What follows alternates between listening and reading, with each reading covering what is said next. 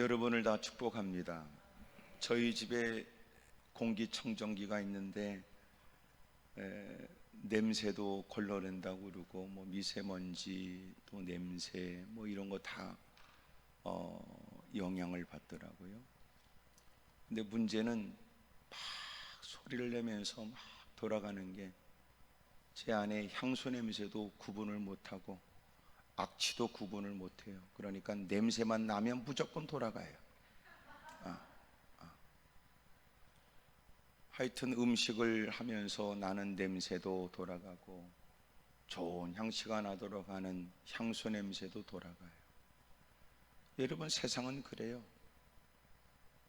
여러분, 냄새 그러면 다 좋고 나쁨을 구분하지 못해요. 나름대로 여러분 사람들이 만든 기계이긴 하지만 우리도 그럴 수 있다 생각이 듭니다. 좋고 나쁨의 기준이 없어요. 여러분, 기준은 철저히 주님이 되어줘. 주님이 보실 때 어느 것이 올바른 건지 또 어떤 것이 그릇된 것인지를 늘 분별하여 악한 것들은 금해야 되고 대적들과는 단호하게 맞서야 되고 또 좋은 일은 때로는 어려운 대가를 치르면서라도 힘쓰고 애써야 되는데 우리가 여러분 그런 분별력은 있는가 싶습니다. 하나님 말씀 앞에 있어서 말씀에 귀를 기울이는 건 끊임없는 세상의 다양한 도전 앞에서 어떻게 분별하고 어떤 안목을 갖고 어떤 시각에 의해서 어떤 결정을 할 것인가에 관해 대단히 중요한 일이에요. 오늘도 하나님께 부복한 여러분들에게 하나님이 주는 지혜와 총명이 있기를 바랍니다. 세상에 이런저런 문화 속에 있다 보면 우리의 총명도 어두워져요. 이 사람 저 사람 많은 얘기에 휘둘리다 보면 판단력이 흐려지게 됩니다. 절박함도 어려운 일이지만 풍요 속에 최고의 지에 올라가는 것도 위험한 일이에요. 왜냐하면 그 자리에 오르게 되면 원치 않게 이 사람 저 사람에 의해서 또 이 일 저 일로 인하여 판단력이 위협을 받습니다. 그래서 늘 누구든지 예외 없이 하나님 말씀 앞에 자기를 살피려고 하지 않으면 부패할 수 있고 타락할 수 있으며 곁길로 갈 수 있다는 것을 우리에게 가르쳐 주지요. 오늘도 하나님이 주시는 은혜에 여러분 세상을 어떻게 분별하고 어떻게 극복하고 이겨내야 될지 하나님의 지도와 은총이 있기를 바랍니다. 출애굽기 3장은 80세의 노인이었던 모세가 하나님을 만나게 되는 장면이고 그 장소는 호렙산이요 또 신의 산이라고 말하는 곳입니다. 여러분, 낯선 친숙하거나 낯설지 않는 풍경이었으나 전혀 의외의 모습을 목격하게 된 것은 여러분 가시나무에 불이 불붙었으나 타지 않는 것에 대한 것입니다. 가까이 다가가서 무슨 일인가 더 정확하게 보려고 할 때 불로 현현하신 주님이 그를 부르시고 그리고 마침내 그것은 거룩한 곳이니 내 발의 신을 벗으라고 하는 거예요. 이것은 하나님 말씀을 어떻게 대할지 하나님을 어떻게 대할지에 관해서 깨닫게 하는 겁니다. 마침내 주님이 그에게 들려주시는 것은 그에게 고통과 어려움 속에 있는 애굽 땅에 있는 자신의 동족을 끌어내라는 주님의 말씀입니다. 목적은 어디에 있느냐? 그들을 끌어다가 하나님이 원하시는 곳에 데려가서 그곳에서 하나님께 섬기게 하고 하나님께 예배드리게 하려고 하시는 거였어요. 그런데 이 일은 결코 그의 처지, 그의 형편, 그의 경험으로는 결코 수용할 수 없는 일이었습니다. 그러자 하나님께서 말씀하시기를 내가 건져낼 것이다. 내가 인도할 것이다. 내가 이 일을 이룰 것이다. 그리고 말씀하시기를 12절에 너희가 이 산에서 하나님을 섬기리니 이것이 내가 너를 보낸 증거니라. 그는 쉽지 않은 일에 하나님과 이런저런 대화의 일들이 오가고 하나님이 진노를 내실 만큼 하나님의 명을 받들 수 없다는 나름의 핑계를 댑니다. 하나님은 그가 마지막으로 핑계대는 아론을 그의 대변인처럼 붙여서 그리고 막강한 권력을 갖고 있는 바로에게 보내게 됩니다. 가서 했던 얘기가 결코 씨가 먹히지 않아요. 오히려 자신의 동족들은 더 큰 시련을 겪게 됩니다. 등 따스고 배부르니까 졌다고 얘기를 하고, 저렇게 사람이 살만하니까 그릇된 제안을 요구를 한다고 생각했어요. 그래서 더 그들을 곤혹스럽게, 이미도 하고 있는 종살이도 버거워 그들의 부르짖음이 하늘까지 상달됐다고 주님이 말씀하셨는데, 고통과 어려움 속에 있는 그들에게 더 가중된 요구가 주어지게 됩니다. 말도 되지 않는 일, 그러나 마땅히 그들이 정한 그 모든 일들을 채우지 않으면 그들은 혹독한 고통과 어려움을 겪어야 했었습니다. 많은 백성들도 모세에 관해서 여러분 불평하게 되죠. 하나님께서 그런 중에 여러분 또 바로에게 보내서 이 일을 요구하게 만듭니다. 그러시면서 그 앞에 바로 앞에서 하나님이 보여주시는 기적을 행하는 장면이 7장에 나오게 돼요.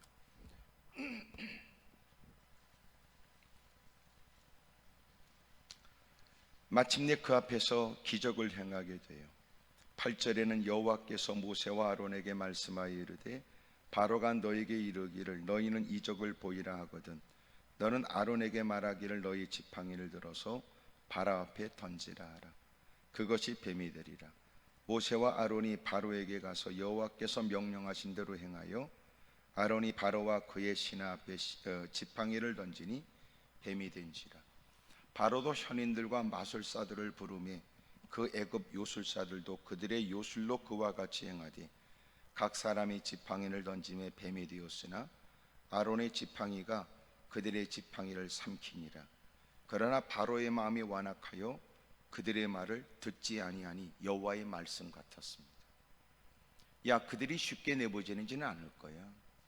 그것들이 결코 너희들이 요구하는 대로 나를 섬기겠다고 하는 얘기에 귀를 기울이지 않을 거야. 그래서 표적을 보여줘 그들에게 기회를 주지만, 그러나 그들은 마음이 완악하여 그 얘기를 거절하게 됩니다. 마음이 완악하다는 건 하나님이 그렇게 만들었다는 것을 의미하는 것이 아니라, 마음이 완악해졌다는 것은 본래 인간의 마음이 그렇다는 거예요. 죄악 가운데 태어난 인생들은 마음이 강팍하지요. 하나님 말씀이 들려줘도 자기의 고집대로 자기의 생각대로 살려고 합니다. 그런데 하나님이 은혜를 베풀면 하나님이 그들의 마음을 움직여 은혜 가운데 말씀이 들려지고 믿어지도록 만드시는 거거든요. 그래서 성령의 은혜로 우리가 예수님이 웬 은혜요 웬 은총인지 믿어지게 하시고 하나님의 자녀되게 하여 주셔서 오늘도 우리는 서슴없이 아버지라고 고백하며 예수님을 주님이라고 고백하게 되는 겁니다. 여러분, 주님은 그들의 완악한 대로 내버려 둔 거예요. 그냥 내버려 둔 거예요. 여러분, 그들의 완악한 마음으로 하나님 말씀을 거절해요. 그래서 이들에게 10가지 재앙이 있게 되는데, 그 10가지 재앙 가운데 그들은 어쩔 수 없이 하나님께서 모세를 통하여 요구한 대로 그들이 출애굽하도록 만들어줍니다. 그 첫 번째 재앙이 물이 이제 피가 되는 사건이었어요. 그것은 여러분 14절 이후에 나오게 되는데, 그때 하나님께서 이스라엘 백성들을 끄집어내도록 하나님이 요구하신 말씀을 전했지만 그들은 듣지 않아요. 8장에 보면은 1절 여호와께서 모세에게 이르시되 너는 바로에게 가서 그에게 이르기를 여호와의 말씀에 내 백성을 보내라. 그들이 나를 섬기리라. 그래도 그들이 거절하게 돼요. 그래서 둘째 재앙인 개구리 재앙이 있게 됩니다. 마침내 18장 16절부터에는 티끌이 이가 되는 재앙이 임하게 돼요. 그래도 그들은 하나님 말씀을 듣지 않아요. 19절에 마지막 부분에 바로의 마음이 완악하게 되어 그들의 말을 듣지 아니하였으니 여호와의 말씀과 같습니다. 20장부터는 파리 재앙이 임하게 돼요. 넷째 재앙입니다. 그러자 드디어 8장 25절에 이렇게 얘기를 해요. 바로가 모세와 아론을 불러 이르되 너희는 가서 이 땅에서 너희 하나님께 제사를 드려라 그래. 야, 그렇게 꼭 거기까지 가서 제사를 드려야 되냐? 여기서 제사를 드려라. 모세가 이르되 그리함은 부당하니이다. 우리가 우리 하나님 여호와께 제사를 드리는 것은 애굽 사람이 싫어하는 바인즉 우리가 만일 애굽 사람의 목전에서 제사를 드리면 그들이 그것을 미워하여 우리를 돌로 치지 아니하리이까. 우리가 사흘길쯤 광야로 들어가서 우리 하나님 여호와께 제사를 드리되 우리에게 명령하신 대로 하려 하나이다. 그랬더니 두 번째 제안이에요.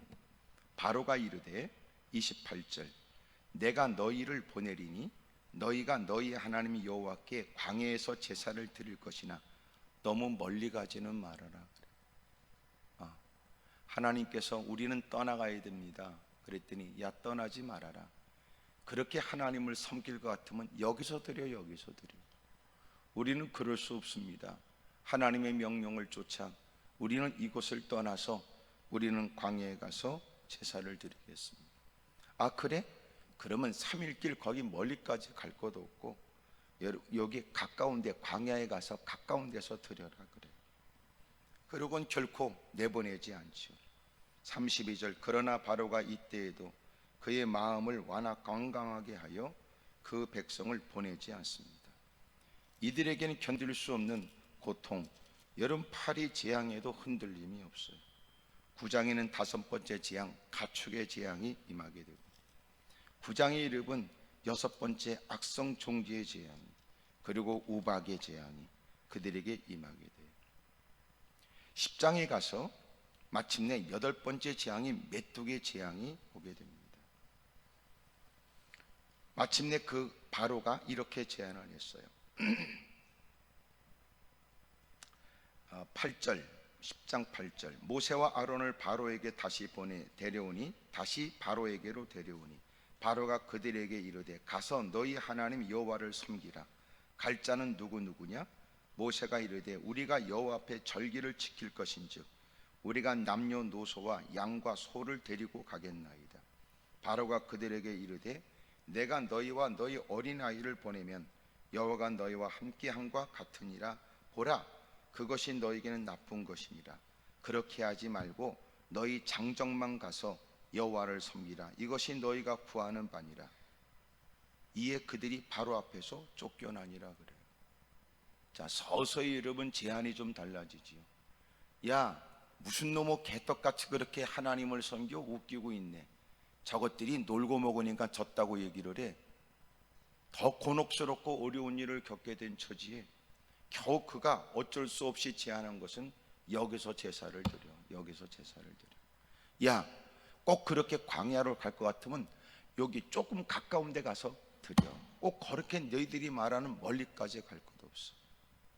알았어. 그러면 거기까지 가려면 애들은 놔두고 너희 장정만 가. 장정만 가. 드디어 이제 아홉 번째 재앙이 10장 21절에 나와요. 21절 여호와께서 모세에게 이르시되 하늘을 향하여 내 손을 내밀어 애굽 땅 위에 흑암이 있게 하라. 곧 더듬을 만한 흑암이리라. 모세가 하늘을 향하여 손을 내밀매 캄캄한 흑암이 3일 동안 애굽 온 땅에 있어서 그동안은 사람들이 서로 볼 수 없으며 자기 처소에서 일어나는 자가 없으되 온 이스라엘 자손들이 거주하는 곳만 빛이 있습니다. 바로가 모세를 불러서 이르되 너희는 가서 여호와를 섬기되 너희 양과 소는 머물러 두고 너희 어린 것들은 너희와 함께 가라. 알았어. 애들도 데려가야 된다는 거지. 그럼 애들도 데려가. 그 대신 양과 소는 여기에 둬. 왜 그러겠어요? 다시 도망가지 못하고 다시 돌아오게 만들 생각이에요. 그러니 계속 제안을 여기서 드려, 가까운 곳에서 드려, 아이들은 남겨도. 마침내 이제는 야, 그러면 양과 소는 여기 놔둬. 25절 모세가 이르되 왕이라도 우리 하나님 여호와께 드릴 제사와 번제물을 우리에게 주어야 하겠고 우리의 가축도 우리와 함께 가고 한 마리도 남길 수 없으니 이는 우리가 그 중에서 가져다가 우리 하나님 여호와를 섬길 것임이며 또 우리가 거기에 이르기까지는 어떤 것으로 여호와를 섬길는지 알지 못함이니이다 하나 여호와께서 바로의 마음을 강팍한 대로 내버려 두심으로 여러분 그들을 보내기를 기뻐하지 않죠. 드디어 마침내 그들에겐 변화가 일어나요. 12장 10가지 재앙은 여러분 태어난 짐승의 첫 새끼 그리고 각 집안의 첫 장자가 죽게 되는 저주의 일이에요. 양의 피를 바르지 않는 그 집안, 거기에는 여러분 죽음이 엄습하게 되고, 여러분 그러나 누군가는 두려워서라도 행하게 되면 죽음이 뛰어넘어, 그래서 유월절이라고 그래요. 여러분 12장 29절 밤중에 여호와께서 애굽 땅에서 모든 처음 난 것 곧 왕위에 앉은 바로의 장자로부터 옥에 갇힌 사람의 장사까지와 가축의 처음 난 것을 다 치시매 그 밤에 바로와 그 모든 신하와 모든 애굽 사람이 일어나고 애굽에 큰 부르짖음이 있었으니 이는 그날에 죽임을 당하지 아니한 집이 하나도 없었음이었더라. 밤에 바로가 모세와 아론을 불러서 이르되 너희와 이스라엘 자손은 일어나 내 백성 가운데서 떠나 너희의 말대로 가서 여호와를 섬기며 너희가 말한 대로 너희 양과 너희 소도 몰아가고 나를 위하여 축복하라 하매 애굽 사람들은 말하기를 우리가 다 죽은 자가 되도다 하고 그 백성을 재촉하여 그 땅에서 속히 내보내려 하므로 그 백성이 발교되지 못한 반죽 담은 그릇을 옷에 싸서 어깨에 매니라. 이스라엘 자손이 모세의 말대로 하여 애굽 사람에게 은금 패물과 의복을 구하며 여호와께서 애굽 사람들에게 이스라엘 백성에게 은혜를 있게 하사 그들이 구하는 대로 주게 하심으로 그들이 애굽 사람의 물품을 취하여 그들은 다 나오게 됩니다. 40절에 보면 이스라엘 자손이 애굽에 거주한 지 430년 끝나는 해에 주님께서는 마침내 그들을 출애굽하도록 만드시는 거예요. 애굽이라는 말이 무슨 말일까요? 애굽이라는 말. 여러분 애굽이란 뜻은 성경에 우리에게 이렇게 가르쳐줘요.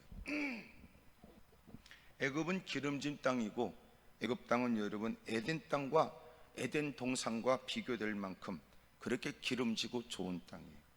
창세기 13장에 보게 되면 여러분 그 조카 아브라함의 조카 롯이 피차 통과할 수 없는 제한된 땅에서 어느 쪽으로 가야 될지 네가 먼저 좌하면 나는 우하고 네가 우하면 나는 좌하겠다고 얘기를 하죠.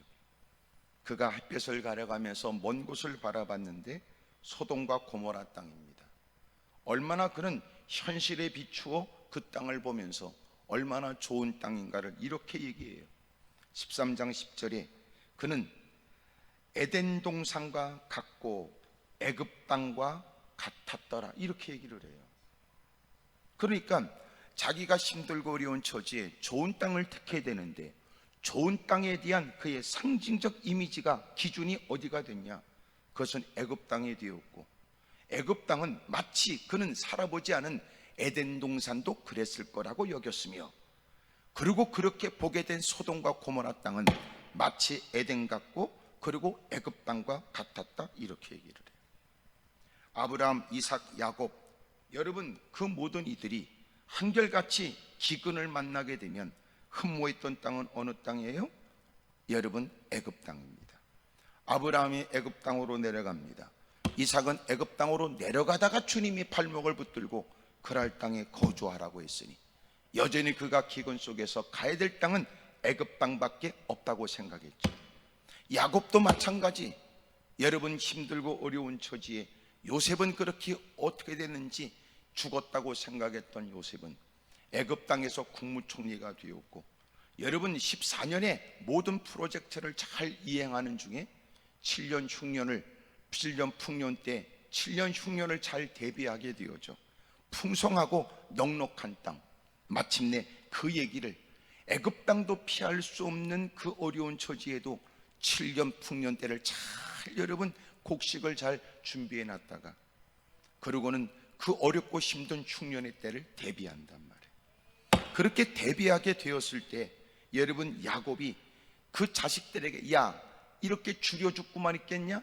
너는 돈을 가지고 가서 거기 가서 곡식을 사갖고 와라, 애굽 땅에 가서. 그리고 결국은 여러분 그곳에 가서 요셉이 있다는 것을 알게 되었고, 야곱도 여러분 요셉이 국무총리로 있는 동안 그곳에서 그의 남은 생애를 애굽 땅에서 마무리하게 되죠. 여러분, 애굽 땅은 풍요로운 땅이에요.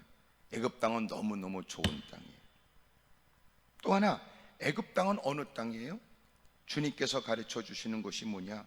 이 땅은 종되었던 땅이다. 이미 430년 동안 있다가 그들이 나오게 되는데, 하나님은 종되었던 곳에서 끄집어냈다고 그래요.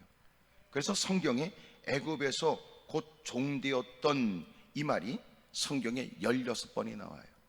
그러니까 애굽에서 종되었던 사람, 풍요로운 땅입니다. 하지만 이곳은 그들이 자유를 잃어버린 채 종속되어져 그들에 의해서 시달리며 고통 속에 살아가며 울부짖는 삶이었습니다. 그러니까 애굽 땅은 풍요의 땅이었지만 애굽 땅에선 결국은 그들은 종살이 했다고요. 그런 중에 하나님께서 그 여호와께서 그 손의 권능으로 우리를 애굽에서 인도하여 내셨다 그래. 그러니까 애굽은 여러분 그들이 종되었던 땅이었고, 그리고 하나님은 그들을 건져내는데 그들 스스로 나올 수 있었다는 거예요? 못했다는 거예요? 못 나와요. 울부짖어도 방법이 없어요. 그런 중에 하나님께서 여호와께서 그 손의 권능으로 애굽에서 인도해냈어요. 이 말을 성경에 다 여러분 찾아보니까 인도하여 내신, 인도하여 낸, 인도하여 나오게 한, 인도하여 내셨으니 이렇게 다양하게 표현되는데, 이 모든 일들이 인도하여 내신, 이것은 19번이 기록되어 있어요. 인도하여 낸, 이것은 26번, 인도하여 나오게 한, 이것은 1번, 인도하여 내셨으니 이 말이 2번. 그래서 전체 38번이 기록되어 있어요. 여러분, 애굽 땅 종되었던 곳에서 하나님의 절대 능력으로 개입하여 어떤 누구도 여러분 이룰 수 없는 일, 막강한 권력과 힘을 갖고 있는 그 애굽의 손아귀에서부터, 바로의 손아귀에서부터 하나님이 하나님의 권능으로 끄집어내신 거예요. 뭘 생각하세요? 죄 가운데 건져내신 하나님이 떠올라지죠. 요한복음 8장 34절에 예수님께서 대답하시되 진실로 진실로 너에게 이르노니 죄를 범하는 자마다 죄의 종이라.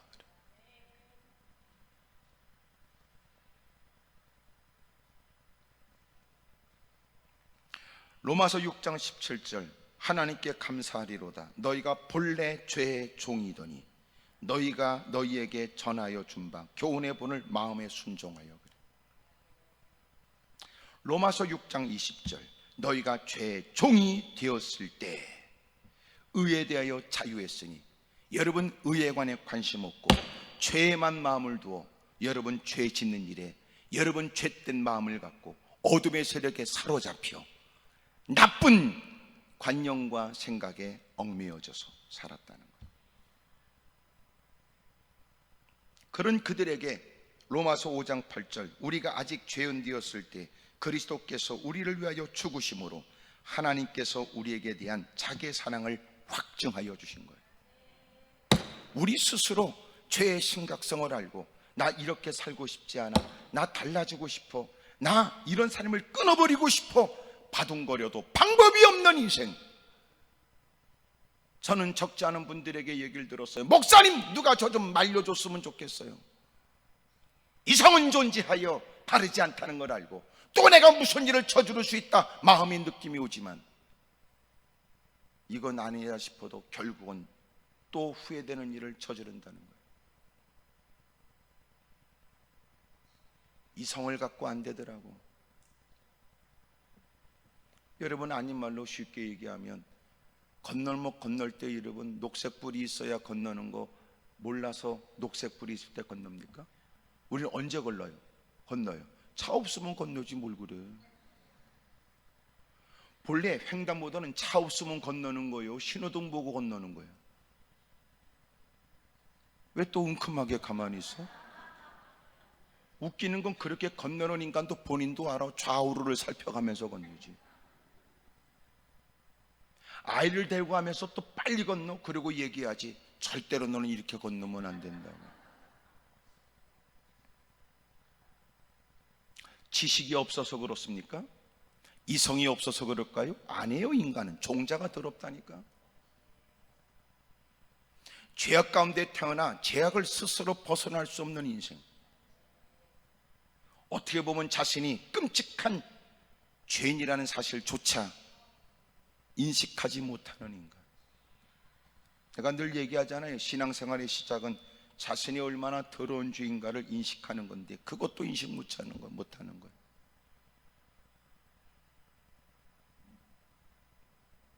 그래서 우리가 왜 충성하고 헌신해야 돼요? 로마서 6장 16절, 너희 자선을 종으로 들여 누구에게 순종하든지 그 순종함을 받는 자의 종이 되는 줄 너희가 알지 못하느냐? 혹은 죄의 종으로 사망에 이르고 혹은 순종의 종으로 의에 이르니. 우리가 스스로 나올 수 없는 그 죄악으로부터 주님이 우리를 자유케 해주신 거예요. 여러분 얼마나 심각한지를 몰라서가 아니에요. 안 돼요. 우리는 그런 중에도 일방적이고 절대적이고 여러분 측량할 수 없는 하나님의 은혜, 갚을 수 없는 은혜, 주님이 우리를 나오게 하신 거예요. 그러면 이젠 뒤집어서 원수마귀는 우리를 죄의 종으로 우리를 얽어매고 있는데 원수마귀는 우리를 그냥 내보내요? 아니에요. 바로가 이들을 그냥 내보내지 않아요. 그러므로 제안했던 일이 뭐였어요? 시작이? 이들이 제안했던 일들은 무엇보다도 출애굽기 8장 25절, 이 땅에서 너희 하나님께 제사를 드리래요. 이게 무슨 말이에요? 죄 가운데서 제사를 드릴 수가 없어요. 죄를 지면서 바른 예배가 안 돼요. 죄를 떠나야 바른 예배가 되죠. 야, 그렇게 하나님을 섬기고 싶어? 여기서 그냥 해. 여기서 그냥 해. 너 깡패짓 하면서 그냥 해. 더러운 짓 하면서 그냥 하면 되지. 그런 얘기 있잖아요. 일본에서 여러분 그렇게 부끄러운 삶을 살았으나 이제는 한국에 돌아와서 은혜 생활을 하고, 저는 얼굴도 기억 못하지만 그러나 그때 저한테 와서 고백했던 일, 목사님 저는 참 부끄럽게 살았습니다. 이렇게 살면 안 된다고 생각했지요. 저는 그때 교회도 다녔습니다. 근데 놀라운 건 술집 포주는 그 교회 선교위원장이고, 목사도 우리가 어떻게 사는지 다 알고 있지만 그는 마음 가운데 하나님이 깨닫게 하심을 쫓아 나는 이 생활을 청산하고 나는 한국으로 돌아간다고 그랬더니 목사도 말리더래요. 내가 더 구체적인 얘기 못하지만 역겹고 더럽더라고. 웃기죠? 예배 드리려면 그걸 떠나야 돼. 그렇게 선교한다고 선교원금 보내는 그 돈이 무슨 돈이요? 11조 드리되 무슨 11조를 드려? 사기치고 등쳐먹으면서 10분의 1을 하나님과 논아먹는 거야?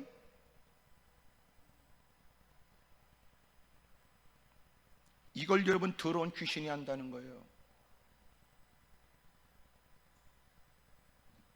예배만 드리면 돼? 이런 사기꾼이 어디 있어요? 예배를 드리기 위해서 바르게 살았어야 했고, 예배를 드렸기 때문에 더 이상 내가 부끄러운 일을 반복할 수 없다는 결단이 필요하지. 예배만 드리면 여러분 그 모든 일이 어떤 일들도 괜찮아요? 탕감받아요? 이게 어둠의 세력이 하는 일이라고요.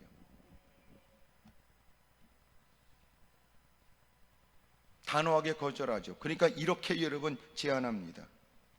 아 그래, 그러면 가까이 가되 멀리 가지 말어. 멀리 가자. 가까이서 들이되 멀리 가자. 무슨 말이에요? 다시 되돌아오라 그 말이에요.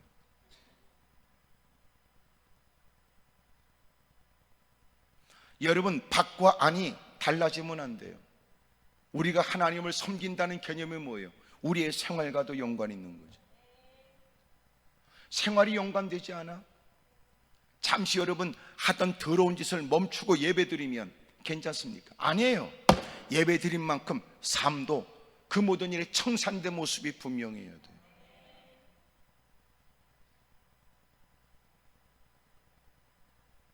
아브라함에게 너는 본토 친척 떠나라고 하는 것처럼 너 본토 친척 집을 떠나야 돼. 너는 다 떠나야 돼. 아비 집을 떠나야 돼.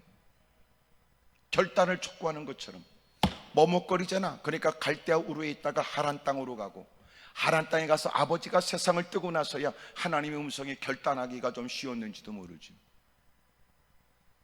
하나님이 두 번째 아브라함을 부른다. 소돔과 고모라 땅을 기억합니까? 가서 조카롯이 살았어요. 그리고 그 땅에서 나름대로의 자기의 입지를 구축하게 되지만, 그러나 점점 타락한 땅, 하나님께서는 아브라함의 간절한 기도에 응답하여 그를 건져냅니다. 자기 딸과 정혼한 사위들은 외면해요. 농담으로 이겼어요. 불과 유황불내 다 여러분 심판받는다는 얘기를 말입니다. 두 딸을 붙들고 천사가 급하게 끌고 나와요. 당부하죠. 절대로 이런 일이 일어날 때 뒤돌아보지 말라고. 남양 특집에서만 듣는 얘기 같아요. 뒤돌아보지 말라는 말이. 롯의 아내는 뒤돌아보다가 소금기둥이 됩니다. 왜 그러겠어요? 이렇게 사력을 다하여 이곳이 내 땅이다, 이곳이 내가 살 곳이라고 처소라고 생각하며 사력을 다했던 세월에 모든 것들이 거기다 있잖아. 못 떠나는 거예요.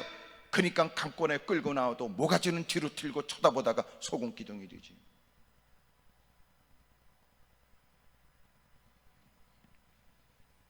여러분, 죄의 종로를 했던 사람이 떠나는 거 쉬운 거 아니에요. 끊임없는 타협점을 찾으려고 했었지요. 네가 그렇게 뭔가 받은 바가 뭐가 느낌이 있는 모양인데 나는 너를 존중해. 알았어. 네가 그토록 하나님을 사랑한다는 걸 이해 안 해. 여기서 드려. 그냥 여기서 드려. 아 그래? 여기서 드리면 안 되는 거야? 알았어. 가까이 갔다 그럼 빨리 와. 빨리 와야 돼.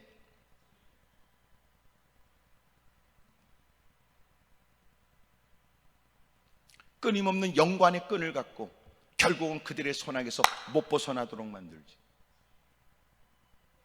마치 여러분 개 목걸이에 걸고 있는 개줄처럼, 요새는 개줄이 여러분 다 주인의 손에 있다가 이렇게 누르면 또 당겨지고 또 뭐 이렇게 뭐 그런 거 있더라고. 예? 어둠의 세력이 우리를 그렇게 다룬다고. 잠시 예배 드릴 때는 여러분 뭔가 자유한 듯 하지만 예배 끝나면 똑같은 일이 반복. 또 여러분 하나님 말씀을 들으면 두 주먹 불끈 주고 결심하지만 또 삶의 현장에 돌아가게 되면 또 그곳에 가면 그것이 또 맞는 얘기처럼 살아가는 사람들.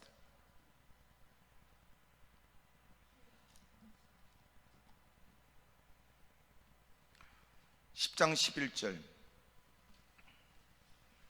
그렇게 하지 말고 너희 장정만 가서 여호와를 섬기라. 그것이 너희가 구하는 바니라. 이에 그들이 바로 앞에서 쫓겨나니라. 그래. 야 너희만 갔다 와. 너희만 갔다 와. 여러분 우리만 예배 드린다고 하니까는 잘하는 것 같으지요. 알았어. 너희가 멀리 간다고? 아 멀리 가. 아 거기 가야 된다고? 아 거기 가. 그 대신 너희만 갔다 와. 너희만. 원수마이가 알지요. 우리가 잠시 멀리 가지만 결국은 우리의 마음은 어디 있어요? 자식들한테 있지, 가족들한테 있고. 뻔한 거 아니야? 이렇게 여러분 예배드리고 부들부들 떨고 여러분 주님밖에 없다고 악을 써대도 결국 자식 문제 앞에는 주님도 안 보이는데 뭘 그래. 어느 교회에서 여름에 수련을 갔는데 여러분 중학생 아이 둘이 죽은 거야. 그 교회 담임 목사님이 저한테 했던 얘기니까.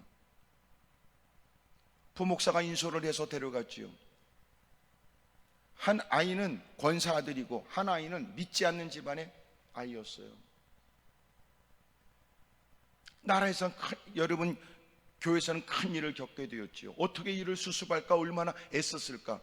생각만 해도 여러분 끔찍한 일 아닙니까? 그런 중에 같이 기도하면서 일을 수습해 나가는데 의외로 여러분, 믿지 않는 사람이 더 큰 문제를 일으킬 것 같고 수습 문제가 어려울 것처럼 당연히 느껴지지요. 믿는 사람은 뭔가 통할 것 같잖아.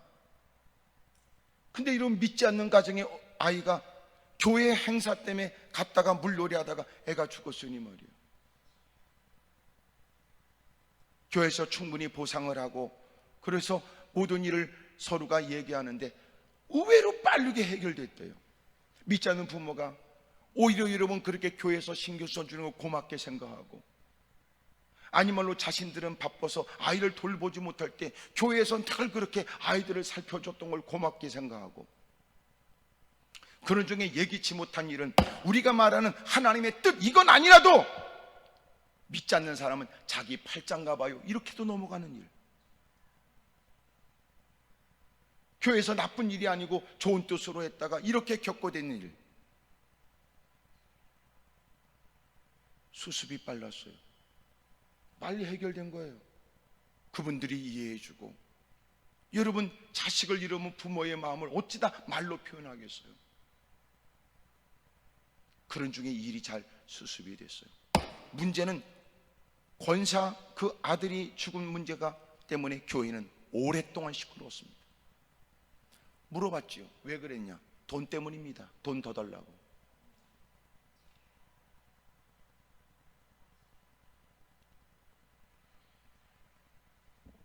그래서 내가 하는 얘기야, 이렇게 다 착한 척하고 앉아 있어도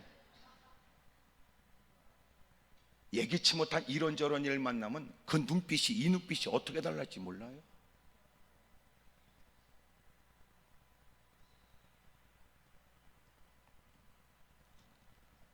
어둠의 세일이 그렇게 너는 예배드려, 너는 예배드려. 그러나 네가 아무리 멀리 가도 자식 새끼 여기 있는데 네가 멀리 못 가. 또 돌아오지. 원수막이 나라. 그러니 혼자 이렇게 막 열심히 주여 믿습니다 부들부들 떨면 대단한 믿음 같으지요. 웃기는 얘기, 자식 문제, 집구석 문제 탁 당하면 홀랑 뒤집어져. 눈에 뵈는 것 없이.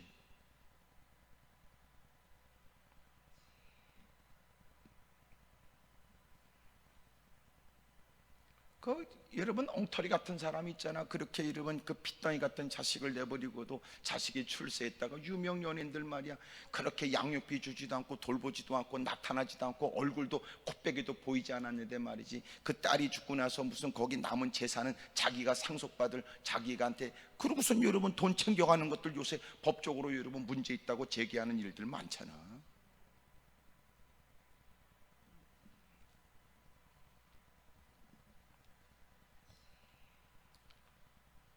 너희들이 가서 재산은 들이대, 장정만 남아, 장정만 가. 그리고 여기 나머지 저기 아이들은 놔두고 그러고 너희만 갔다 와.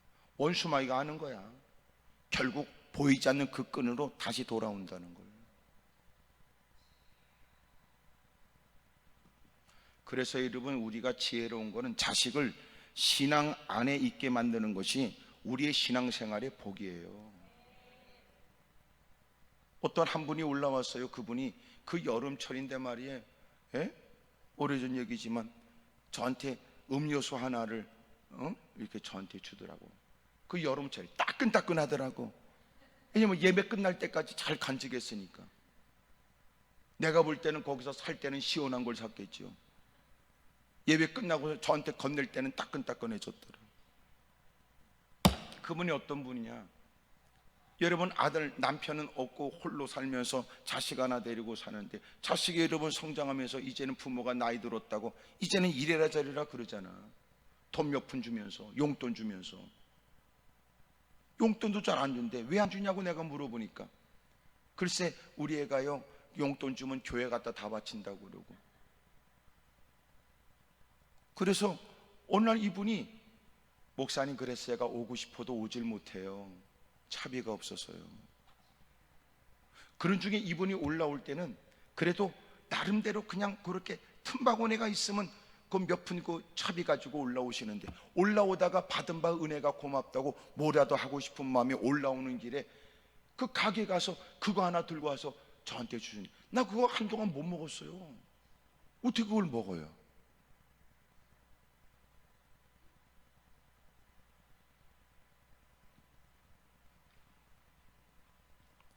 그러니까 아무리 신앙생활 해봐야 결국은 자기 스스로 자업자득이야.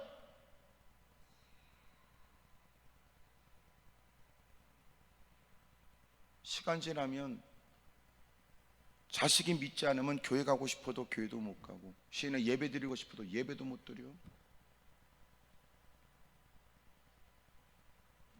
자신을 위해서라도 자식이 여러분 은혜 속에 있게 만들어야 돼요. 지금 패기 갖고 힘이 있으니까 자식이 뭐라도 이 새끼야 난 그래도 난 간다 그러지만, 나이가 들면 여러분 자식의 도움을 철저히 이런저런 일에 다 도움받을 때는 가고 싶어도 못 가.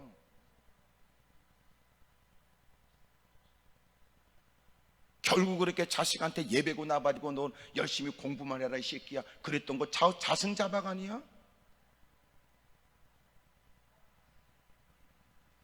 나중에 그놈의 새끼가 그따고 얘기할까? 어머니 뭔 놈의 교회입니까? 뭔 놈의 예수님이고, 이 새끼 봐라, 지금까지 그만큼 크게 엎드려 기도했고 하나님 베푸신 은혜로 그렇게 지금까지 사력을 다하여 알뜰살뜰 키워놨더니 그따고 얘기해.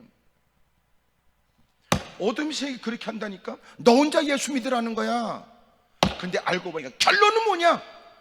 자식 앞에 딱 붙잡혀 있는 거야. 가족들은 지금 이렇게 예배 드리는 건 집안이 다 안 믿어도 웬만큼 여러분 기력이 있으니까 가능해.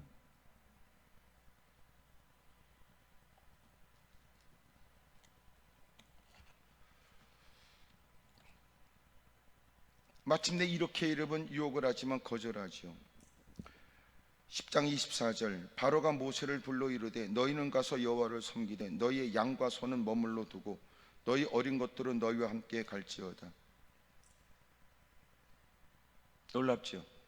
야, 알았어. 그러면 다 가. 그 대신 양과 소는 여기에 두고 가. 양과 소. 그러면 자식이 다 동의한다고 가능해? 아니에요. 결국은 사람들은 물질의 영향을 받아요. 아까 얘기한 것처럼 자식 문제 앞에 보상 더 해달라고. 여러분 신앙생활하면서 우리가 재물과 하나님을 겸하여 섬길 수는 없어요. 하지만 놀라운 건 재물의 돈의 영향을 받아요, 안 받아요? 좋은 말 할 때 대답하세요. 영향을 받아요, 안 받아요? 받아요. 안 받을 리가 없어요. 왜? 여러분의 기도의 대부분은 달라는 거 아니야. 여러분의 상처는 뭐야? 뜻한 바가 안 이루어져서 그런 거 아니야. 당신의 분노는 어디에 있어요? 가정생활에 있어서 여러분 서로 다툼과 갈등은 어디서 비롯돼요? 홀로 있으면서 탄식 속에서 사람은 예수 믿어 돈이 있어야 된다고 하는 여러분 자조 섞인 얘기는 뭐예요? 왜 돈과 관련 없어요? 교회는 그냥 됩니까? 유지는 그냥 됩니까? 왜 돈이 여러분 영향을 줘요? 하지만 우리는 돈이 필요 없다는 사람은 아니고, 우리는 하나님은 더 절대적이라고 하는 사람이죠. 아멘입니까? 구분하시라고요. 난 여러분이 돈도 많이 벌길 바래요. 왜 또 아멘도 안 해, 은큼하게? 여러분 돈도 많이 버세요. 하여튼 이거 잘 아멘 안 하고 돈 벌거든 나한테 갖고 오세요. 돈 많이 버셔. 많이 벌어요. 뭐가 문제야? 하나님이 우리에게 복을 주는데. 세상 일은 그냥 돼? TV에 광고 하나 나가는 것도 돈 어마어마하게 들어. 30초 나가는 것도. 그 짧은 여러분 그 영상 나가는 거 돈 무지무지 들어가는 거예요. 우리는 그렇게 홍보하거나 뭘 해서 여러분 하는 건 아니지만, 광고도 안 하지만, 여러분 전부 다 돈이야. 건물은 그냥 줘. 선교는 그냥 해. 다 돈이지 뭘 그래. 돈 많이 벌어야지. 또 이따 기도할 때 하려고요? 돈도 많이 버세요. 좋은 직장 왜 가? 여러분 연봉이 많으니까 가는 거지. 왜 사업을 해? 더럽게 치사해서 돈 월급 받는 것보다 내 맘대로 해서 왕창 벌고 싶은 욕구 아니야? 뜻대로 안 되지만 다 돈이지 뭐야? 왜 직구성이 많아요? 돈 때문에 그래. 이제 돈 좀 번다고 그러니까 사세를 확장한다고 부모 집까지도 다 털어가지고 하다가 망하는 거 아니에요? 왜 삶이 우울해요? 돈과 관련이 있어. 돈 많이 버세요. 아주 버티네. 여러분 돈 없어도 되겠거든. 다 나한테 갖고 오세요. 나는 다 받아줄 용의가 있으니까. 하지만 원수마귀가 돈으로 나를 농락할 수 없다는 거예요. 그게 분명해야 된다는 거야. 뻔히 알았어. 그래? 네 자식과 가야 돼? 가족들과 다 가. 그 대신 여기 양소 물질은 다 놔두고 가. 뭘로 먹고 살아? 다시 돌아올 거라고 생각한 거지. 마침내 10가지 재앙이 있고 난 다음에 다 가져가래. 결국은 애굽 땅 종되었던 그를 하나님은 하나님의 권능으로 끄집어낸 거예요. 이유는 어디 있어요? 하나님을 섬기게 하려고. 아멘입니까? 그러면 하나님을 섬기는 제사, 섬김, 이 모든 등등으로 다 표현되잖아요. 에? 여러분 출애굽기 9장 26절에는 이 땅에서 너희가 하나님께 제사 드리라 그래. 28절에는 제사를, 광야에서 제사를 이렇게 표현해요. 10장 11절에는 여호와를 섬기라 이렇게 표현해두고, 10장 24절에 여호와를 섬기되 이렇게 하나님을 섬겨 제사를 드려 예배를 드려. 이 모든 일은 우리의 전인적인 모든 것으로 드려야 된다는 거예요. 세상의 영향을 받지 않고 결국은 제사를 드리되 우리가 마음에 집중하지 못하는 걸 왜 그래요? 전인적 예배가 아니라서 그래요. 물질의 문제에 세상에 시달리게 되면 예배는 드려도 그 사람은 돈 문제에 시달려 있거든. 말씀이 안 들리죠. 거기다가 헌신이라도 해보라고 그런다든지 충성을 해보라고 하는 얘기는 그는 어떻게 이해하겠습니까? 피 같은 돈을 긁어낸다고 생각하거나 아끼는 돈을 뜯어간다고 생각하지.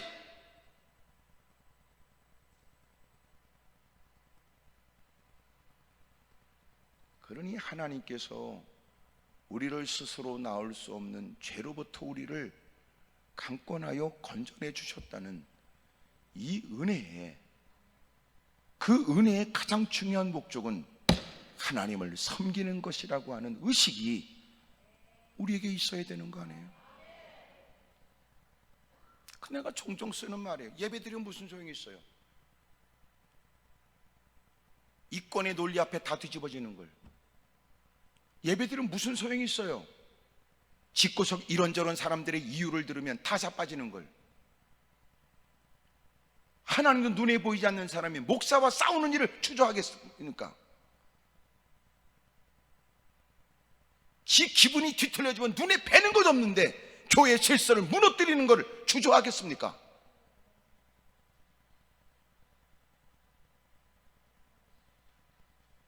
아직도 어둠의 세력이 끊임없이 너만 예배드려, 너만 갔다 오면 되지 뭐, 너만 갔다 와. 알았어, 너만 갔다 와. 알았어 갔다 와. 예배드리니까 대단해 보여요? 몇 년 다니면 집사, 권사, 장로 됩니까?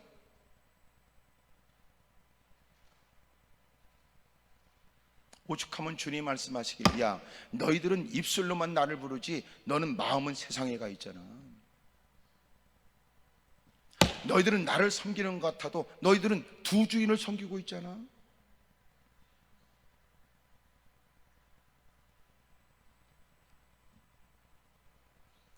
오늘 저와 여러분들은 전적으로 주님을 섬기는 겁니까? 이런저런 유혹과 이런저런 도전 앞에서 갈등 없이 잠시 사람이니까 그것이 여러분 주춤거리거나 잠시 생각하는 시간이 필요하거나 충격에 의해서 놀란 가슴을 진정시켜야 되는 시간이 필요할지 모르지만 그럼에도 곧 마음을 추스리고 그래도 저 주님을 섬길 겁니다. 주님이 말씀하잖아요. 너희가 나를 섬기는, 나를 따르려면 자기를 부인해야 돼. 십자가 짊어져야 돼. 네가 짊어지는 십자가. 십자가는 뭐예요? 죽는 거예요. 예수님 짊어지는 십자가는 예수님이 달린 십자가고, 네가 십자가를 짊어지는 건 뭐예요? 네가 달려 죽을 십자가예요. 그래서 그 당시에 십자가를 짊어진다라고 하는 건 자기가 달릴 십자가를 자기가 어깨에 메고 올라가요.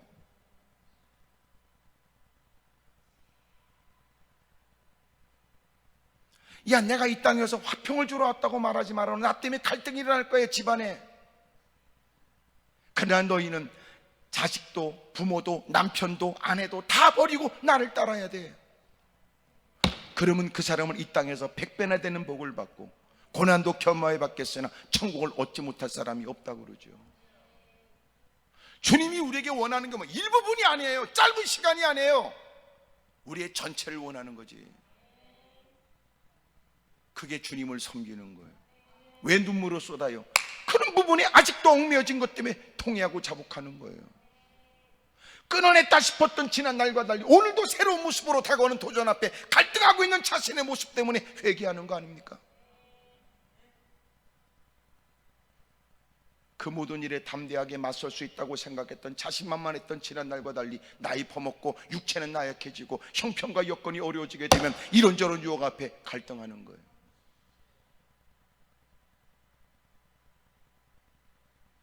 왜 우리는 기도해야 됩니까? 하나님께 다 드리게 해주십시오. 근데 신앙생활하면서 내 몫으로 자꾸 주님도 넘볼 수 없는 공간을 만들려고 하는 거예요. 하나님의 말씀을 거절하지요. 목사님 그런 건 건들지 마세요. 목사님 그런 건 거론하지 마세요. 요새는 더러운 인권에 대한 얘기, 진짜 인권인지 의문스러운 사람들.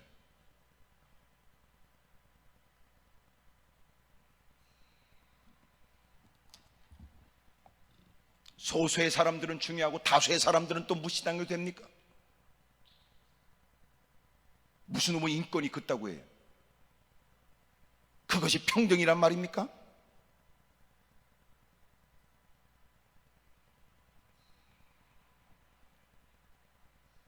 여러분, 우리는 아직도 얽매여진 게 뭐예요?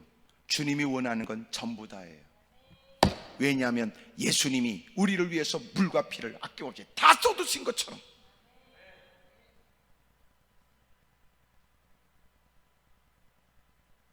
우리의 모든 것을 원하세요.